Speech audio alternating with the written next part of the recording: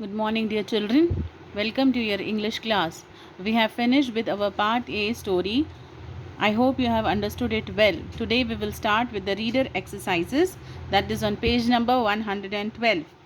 Here is complete the sentences giving more than one reason.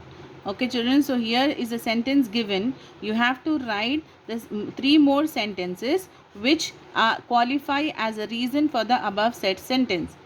So first one is girls should be educated like boys because now you have to give three reasons why girls should be educated like boys.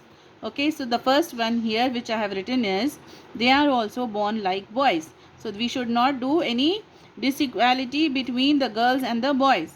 They need equality like boys. They need opportunities to grow. So these are the three reasons that girls should also be equally educated like boys. The second sentence is fully grown trees are more useful because the three reasons that we have given are they give bigger and larger shade, they help rainfall, they give us fruits, medicines and vegetables. These are the three reasons why fully grown trees are more useful. Okay, so this is the first exercise which we have finished.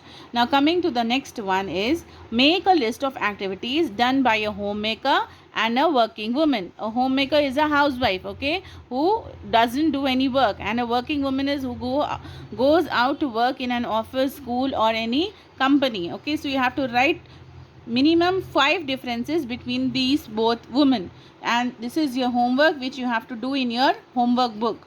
Okay, now coming to the next bit, put a tick mark against the most appropriate meaning for the phrases given below.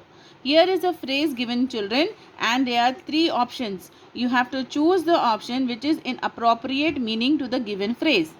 Okay, to keep the washerman's account means, what does it mean? To washerman is the person to whom we give our clothes for ironing and washing. To keep his accounts, what does it really mean is to take care of household work, to count clothes, to maintain the washerman's account. It means to take care of household work. This doesn't mean that it is only washerman's account. It means everything that is included in household work. Okay, so option A is correct. Now coming to second one, uphill task means high quality work, a difficult job, working on a hill. It means what? A difficult job. Okay, so option B is correct one. Now coming to the third one, grass is greener on the other side means. What does it mean that grass is there on the other side of the scene?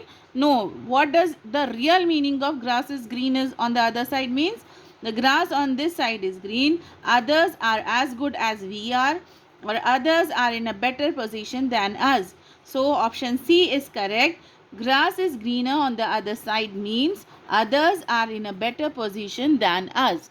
Okay children, so this is the meanings for the appropriate phrases that are given here. Now the next one is on page number 114. Like a scorpion under a slipper means. What does this phrase means? Killing a scorpion with a slipper, being guided and controlled, feeling totally suppressed. Yes, it means feeling totally suppressed. When we feel like a scorpion under a slipper means we feel suffocated. How a scorpion feels suffocated under a slipper, the same way when we feel, this phrase is used to express the feeling. Okay, so we are done with this. Now coming to the vocabulary, look at the phrasal verb and underline in the following sentences. Okay children, I feel like giving it up. Give up is what? Here is a phrasal verb. What does it mean? Give is a verb and up is a preposition. Give is what? It is a verb and up is a preposition. Such combinations are called phrasal verbs. A phrasal verb normally gives a meaning different from the meaning of its parts. See, when we use separately give and when we use separately up, the meaning that they give is totally different when we use give up together. Give up means to stop doing something. Okay, so when we use give and up, that is a verb and a preposition together, it is called a phrasal verb, and its meaning is different from the meaning of when a verb is used separately and a preposition is used separately.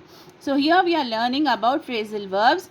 Refer to a dictionary and find out the meaning of some phrasal verbs beginning with give and look. So they have given three examples of three phrasal verbs, that is given, give out and give away, look after, look up and look into. The first one here I have done it for you.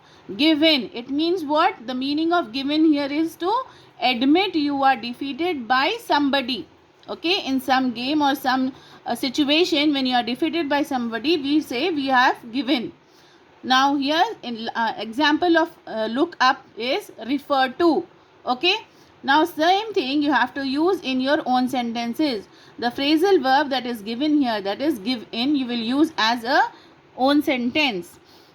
The rebels were forced to give in. What does it mean? They gave up that they have lost into their enemies, and they give in, that they admitted that we have lost the war or they have lost the fight. Okay, now second one is look up, means refer to. So we have again used it in a sentence. I looked it up in the dictionary. That means he referred the dictionary for some meaning. So the phrasal verb I have given the meaning and have used it in my own sentence. The same thing I have done for the second one, that is look up. The remaining are for your homework, which you will do over here in the lines given below on page number 114, and you have to submit it to me. Okay. Now coming to the next bit, look at the simile in the following sentences. Without it, she will have to live under her husband's thumb, like a scorpion under a slipper. So this is the sentence used from the story Bonsai Life.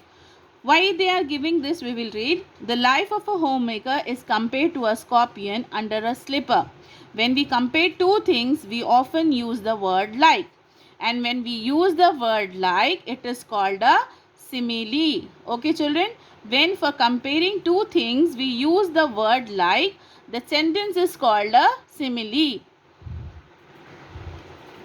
So here on page number 115, here are a few examples of similes. He roars like a lion. They eat like wolves. Look at the following similes. Bright like a full moon. Sleep like a log. Eat like a bird. Beautiful like a rose. Sweet like honey. So these are few similes which you have to use in your sentences, and we have done it here. The meaning of the simile is different from what it is already written. Okay, her face is bright like a full moon. Bright like a full moon, how a full moon shines, her face is also like that. Second one, sleep like a log. After a heavy day's work, the laborer slept like a log. Okay. Third one, eat like a bird. After a day-long fasting, we ate all fruits like a bird. Then fourth one, beautiful like a rose. She is beautiful like a rose. Okay, now last one, sweet like honey. Her words are sweet like honey, but be careful. Okay, so these are the similes we have used in our own sentences. You can copy down this in your reader on page number 115 and complete the reader exercises. That's all for today. We will do the remaining exercises in our next class. Thank you.